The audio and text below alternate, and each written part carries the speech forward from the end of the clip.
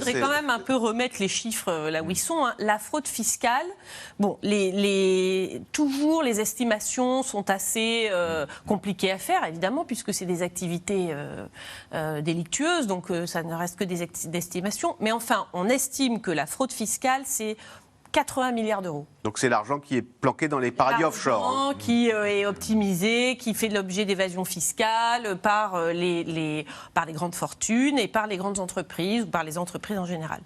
La fraude sociale, c'est 6 à 8 milliards d'euros. Donc c'est la fraude du pauvre. 10 fois moins.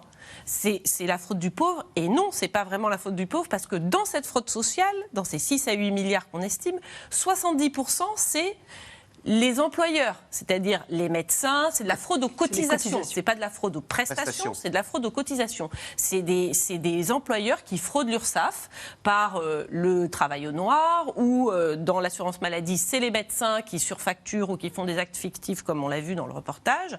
Donc, la part de la fraude du pauvre, c'est 30% de cette fraude sociale qui elle-même est 10 fois moins élevée que la fraude fiscale. Hein.